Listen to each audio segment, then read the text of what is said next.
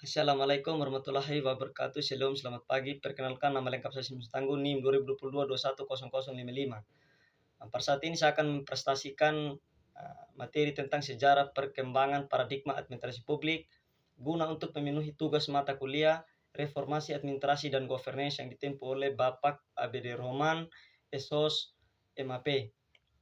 Pada saat ini saya akan menjelaskan yang pertama itu sejarah perkembangan paradigma administrasi. All Public Administrasi atau OPA itu adalah paradigma yang diperkenalkan pertama kali oleh Wilson, seorang presiden Amerika Serikat, yang menekankan pada pemisahan antara politik dan administrasi. Tujuan pemisahan ini antara lain yaitu untuk melaksanakan kebijakan dan memberikan pelayanan publik secara netral dan profesional.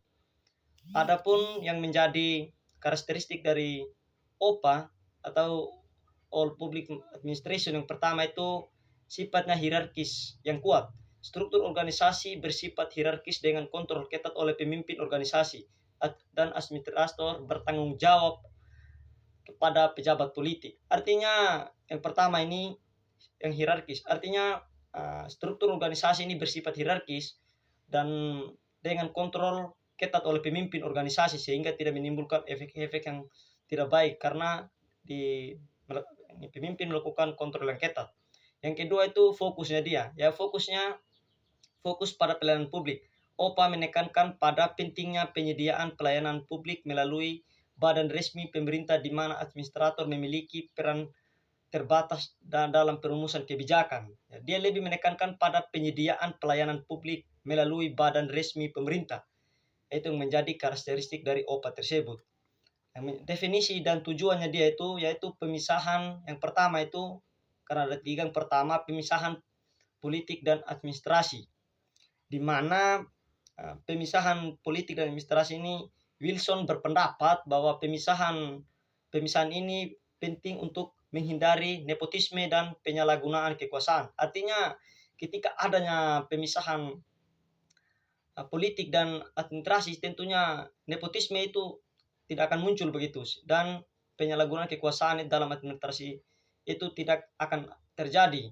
Dan hal ini memungkinkan administrator untuk fokus pada efisiensi dan efektivitas dalam pelayanan publik, sehingga pemisahan politik dan administrasi itu ada begitu. Yang kedua, netralisasi dan profesionalisme. Netral artinya definisi dan tujuannya ini netral, tidak memandang itu siapa, tidak memandang itu sebagai keluarga atau apa, tetapi dia lebih sifatnya netral dan profesional. Artinya profesional dalam hal-hal melaksanakan kebijakan. Dia melakukan sebuah kebijakan itu bukan berdasarkan kekeluargaan, bukan berdasarkan kepentingan pribadi, melainkan netral dan profesional. Artinya betul-betul menjalankan tugasnya. Yang berikutnya itu ada akuntabilitas. Akuntabilitas itu bersifat hierarkis di mana administrator harus mempertanggungjawabkan tindakan mereka kepada atasan politik mereka. Artinya terjadinya sebuah transparansi di situ. Akuntabel yang dimaksud transparansi, bertanggung jawab apa yang dilakukan dan siap mempertanggungjawabkan apapun itu dan bagaimanapun itu, sehingga memiliki definisi dan tujuan itu akuntabilitas. Berikutnya ini kelebihan dan kekurangan administrasi All Public Administration atau OPA. Kekurangannya dia, OPA sering dianggap kurang respon terhadap kebutuhan masyarakat. Artinya OPA ini dia tidak mementingkan dia kurang respon terhadap apa menjadi kebutuhan masyarakat dengan alasan karena sifatnya hierarkis, sehingga OPA ini tidak terlalu respon terhadap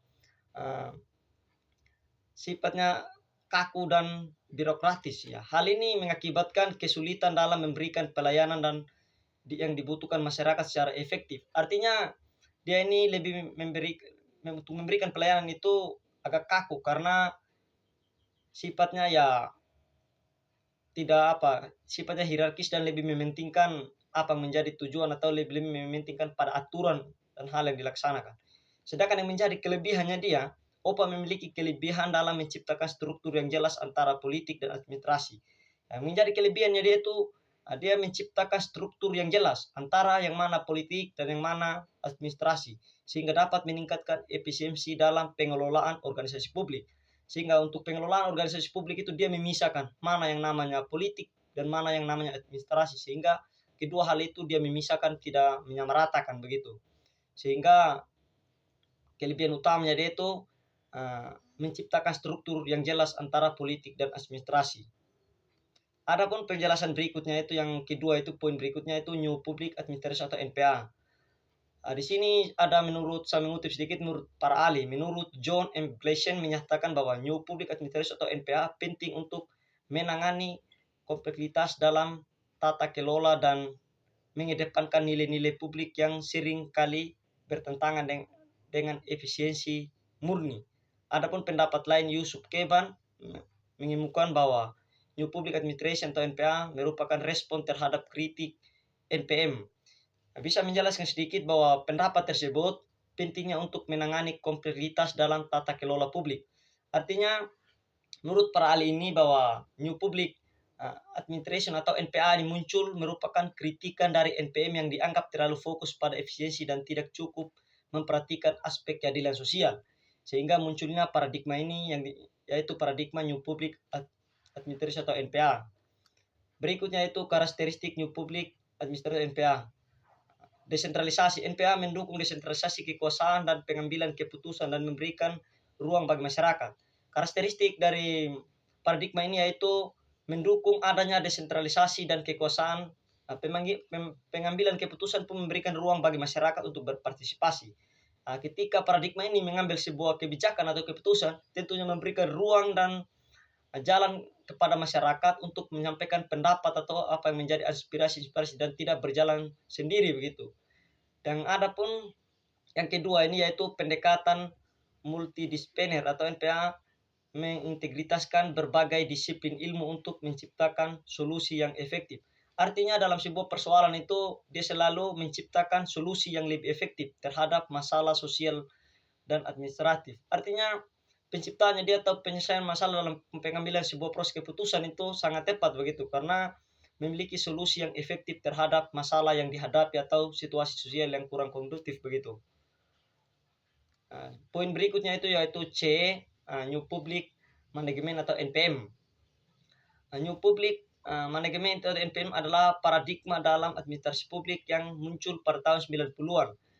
Dipopulerkan oleh Christopher Holt. NPM berfokus pada efisiensi dan efektivitas dan kualitas pelayanan publik dan menerapkan prinsip-prinsip manajemen modern.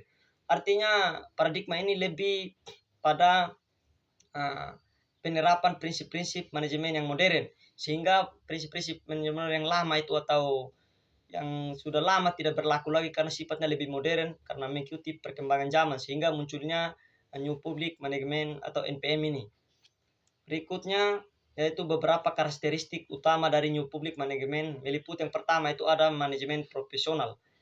Yang dimaksud dengan manajemen profesional ini dia lebih manajemennya dia profesionalisme. Keahlian manajemen profesional mengendalikan organisasi publik menjadi profesional, yang dimana harus memberikan batasan tugas pokok. Artinya dalam perekrutan anggota dalam sebuah organisasi pemerintahan atau apapun itu, dia lebih menekankan yang sifatnya profesionalisme dan mengendalikan organisasi publik itu harus memberikan batas atau tugas pokok dan fungsi yang jelas. Artinya ketika karyawan itu diberikan tugas pokok atau fungsi yang jelas dan baik begitu, sehingga memberi batasan-batasan sesuai apa yang menjadi keahliannya sebuah karyawan gitu. Berikutnya itu ada pemangkasan dan efisiensi. NPM menekankan pada pemangkasan biaya dan meningkatkan efisiensi dalam penggunaan sumber daya. Hal ini melakukan dengan menerapkan praktik-praktik manajemen bergaya perusahaan swasta. Artinya pemangkasan dan efisiensi ini menekankan pada pemangkasan biaya. Artinya meningkatkan efisiensi itu dalam penggunaan sumber daya. Artinya dia dilakukan untuk menetapkan praktik-praktik manajemen bergaya perusahaan swasta.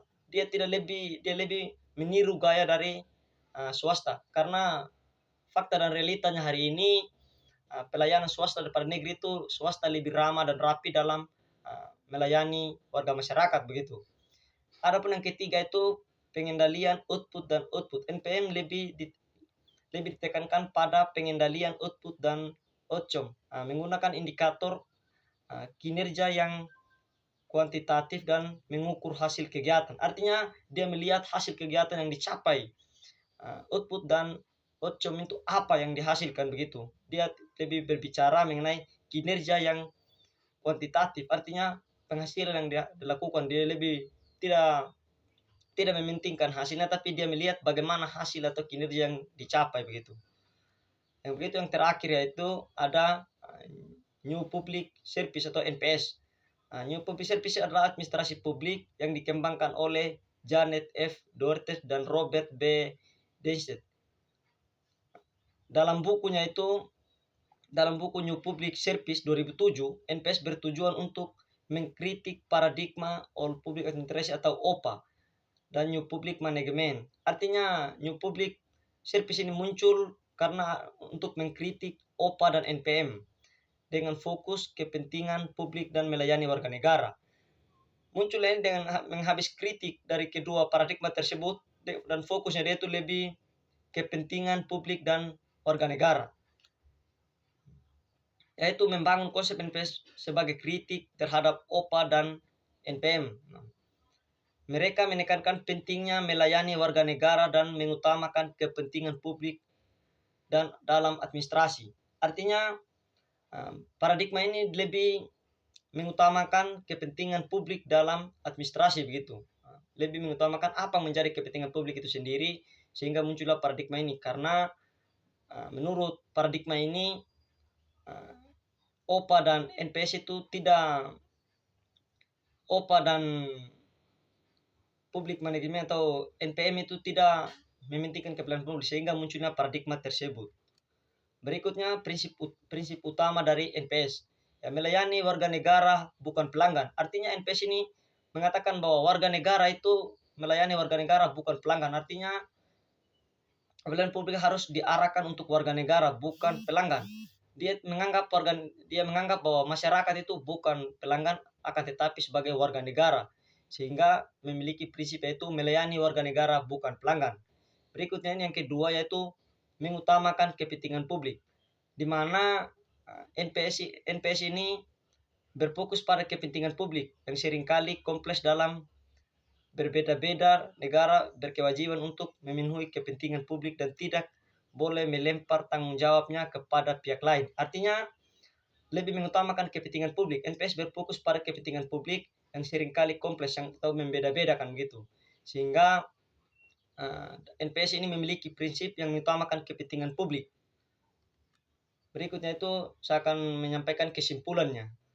Ya, dari materi-materi yang saya jelaskan bisa saya simpulkan secara umum kesimpulannya dari 4 pendekatan di bidang administrasi publik yang disebutkan All Public Administration, New Public Administration, New Public Management, dan New Public Service adalah sebagai berikut.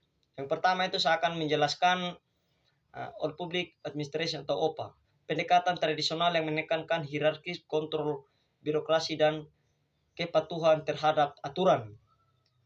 Itu menjadi kesimpulan dari poin yang pertama. Sedangkan poin yang kedua itu New Public Administration atau NPA, fokus pada keterlibatan masyarakat, transparansi, dan keadilan. Sedangkan yang ketiga itu yaitu New Public Management, lebih fokus pada efisiensi operasional, penggunaan praktik bisnis akuntabilitas, dan peningkatan kualitas layanan. Sedangkan New Public Service atau NPS itu menggabungkan elemen LP, NPA, dan NPM dengan menekankan etika publik dan nilai-nilai pelayanan yang berpusat pada pelanggan dan keterlibatan masyarakat. Itu menjadi kesimpulan dari 4 poin. Sehingga dengan demikian itu evolusi dari OPA ke NPM dan NPS itu mencerminkan perubahan yang signifikan dalam paradigma administrasi publik menuju pelayanan yang lebih efektif dan responsif. Mungkin seperti begitu penjelasan saya mengenai materi ini. Kurang dan lebihnya saya mohon maaf, karena tidak ada manusia yang luput dari kesalahan, tiada gading yang tak mungkin retak. Seperti itu saya akhiri. Assalamualaikum warahmatullahi wabarakatuh.